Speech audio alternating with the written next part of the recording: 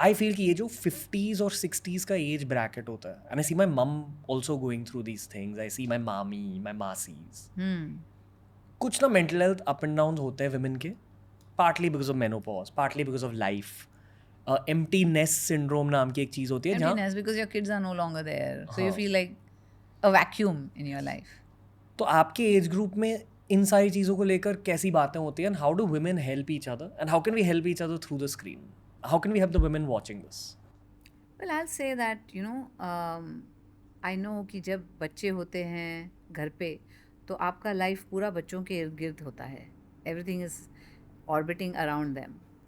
और जैसे ही वो निकल जाते हैं, जैसे ही वो they fly the nest basically, they are doing their own thing. College चले जाते हैं, कॉलेज में इतनी सारी चीज़ें उन्हें करनी होती है तो वक्त नहीं मिलता है कभी कभी मैसेज करना या फ़ोन उठाना. मॉम फ़ोन करिए, कॉल करिए, can I call you later, ये वो सब.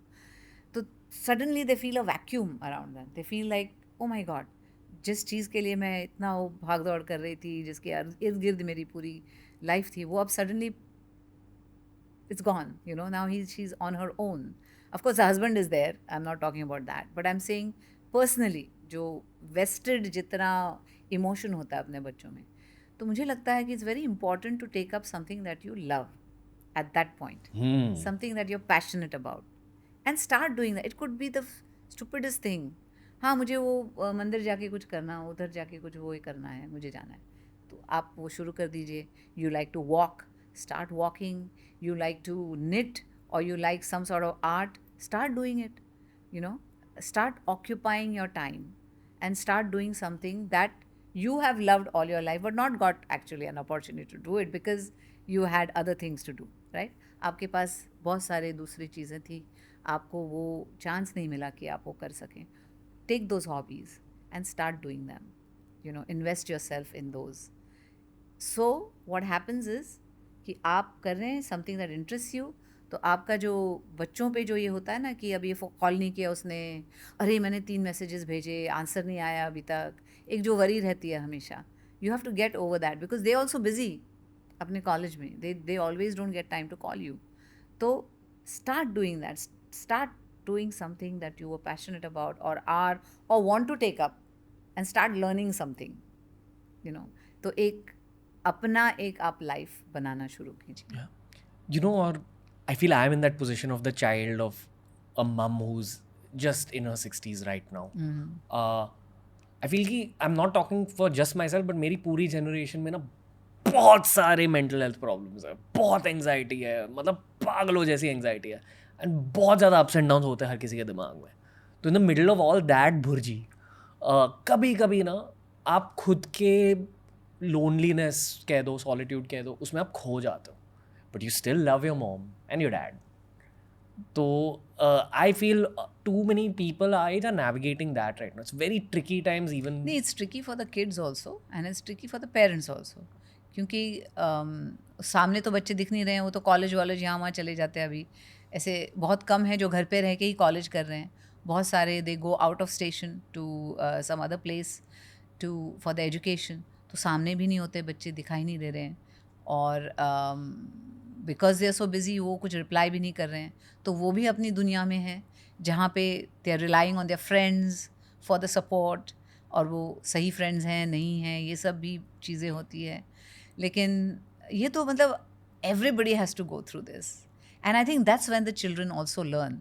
और एक चीज़ है, आपने अपने बच्चों को जितनी सीख दी है, आपने सब सिखाया. जैसे आई से कि वैल्यूज़ देने चाहिए अपने बच्चों को, मैंने दिए हुए, respect everybody, do this, do the right thing in any situation.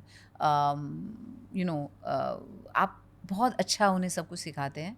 So trust them that once they are there, वो उन सीखी हुई चीज़ों को काम में लाएंगे. थोड़ा ट्रस्ट करो उन्हें.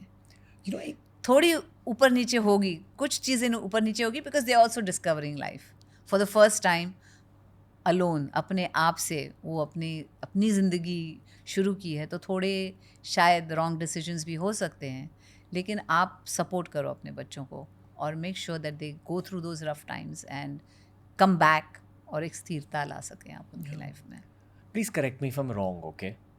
ये मैंने जाना। जैसे एक रोमांटिक रिलेशनशिप में ना अगर आपके कम्युनिकेशन स्किल्स बढ़िया हैं और अगर आप खुद के दिल के बातों को कम्युनिकेट कर पाते हो, वो एक स्किल होती है, something you can improve over time.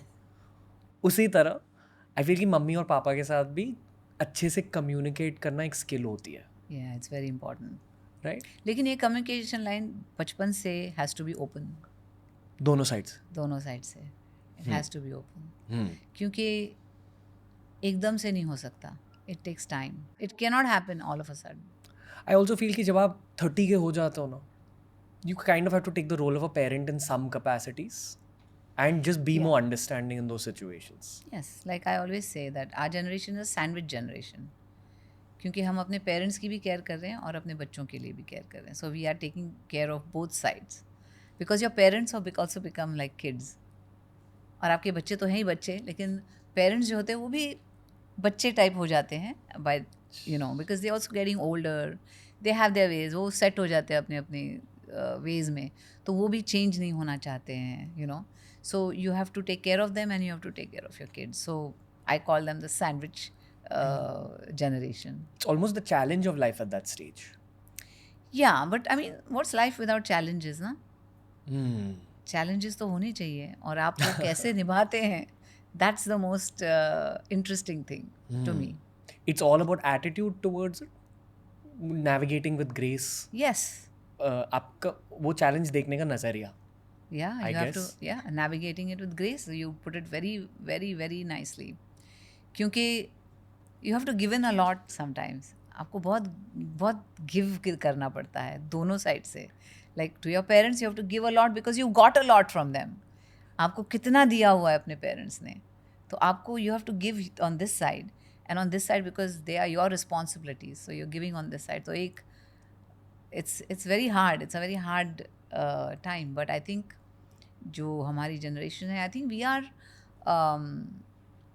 हम लोग बहुत मंझे हुए हैं, we have been through a lot, we came from nothing, हमने सब हासिल किया है विद आवर लाइव्स, और so we are warriors basically, and हम लोग वी सी एवरीथिंग थ्रू. आप प्री लिबरलाइजेशन इंडिया के बारे में बोल रहे हो. 80s 70s 60s बहुत अलग टाइम था. At your stage of life ये पेरेंट चाइल्ड रिलेशनशिप होती क्या है? What does it feel like to see your parents? Sorry to put it that way, but like I am asking for perspective for my generation also, क्योंकि I think sometimes it's very sad, sometimes like to see someone lose their faculties, या उनकी जो mind था जो इतना sharp था वो अब नहीं है, और they start repeating things, और and then you are like, oh my god, I mean she was so intelligent or he was so intelligent, और आज she cannot remember कि ये कहाँ खाया, क्या खाया दोपहर में, सुबह क्या, so they start losing those kind of things, और you just have to remind them, you have to be patient, बहुत patience चाहिए, और I think that's the most like दुख देने वाली चीज़, to see your parents like, because you have always idolized them for being like the smartest, for being the this, for doing everything, and today you see them not having that kind of faculty anymore. तो वो चीज़ बहुत, it's very hard to see your parents. Does it change your own perspective on your own life, seeing that? Well, I mean, when you see your parents and you see them and you think of your own mortality, obviously, you think about that too. और ऐसे लगता है my mom's going through this, will I be going through this as well? तो ये सब चीज़ें तो of course you think about it. तो इसलिए मैं लोगों से पूछता हूँ कि क्या वो अपने मौत के बारे में सोचते हैं या नहीं. I think it's an important life question. आप सोचते हैं कि नहीं अपने हाँ, बहुत ज़्यादा in a almost in a romantic way but not in a morbid way. मतलब ऐसा नहीं है कि डेथ से प्यार है, बट आई थिंक एटलीस्ट भारतीय कल्चर में ना, if you really study the shastras, it says that just be peaceful about death and work towards being peaceful. एक मंक आए थे शो पर, उन्होंने बहुत सही बात कही जो मेरे साथ रह गई. उन्होंने कहा कि death is the exam and life is your preparation time. तो that's a very nice peaceful way of looking at death. But I spoke to an actor who's roughly like, 30 years older than me, 25-30 years older than me. और उन्हें बात ही नहीं करनी थी इसके बारे में. And then on that podcast we debated for 20 minutes. But I guess everyone has their own pace of understanding this problem. But ये बहुत ज़रूरी चीज़ है to understand mortality. I would love to hear your opinion on it. Like, or if you think I'm just thinking too deep. Or debate, that's fine. No, I think it's an eventuality. Everybody has to go through it, right? Or I don't think about it so much, you know. It has to happen, it'll happen. It'll happen whenever it has to happen. And that's something beyond your control. You cannot control that. You have, first of all, no idea. You have no power over it, right? आपको वो तो control नहीं कर सकते हैं, उसके ऊपर आपका पावर भी नहीं है. It's it will happen when it has to happen. So why think so much about it?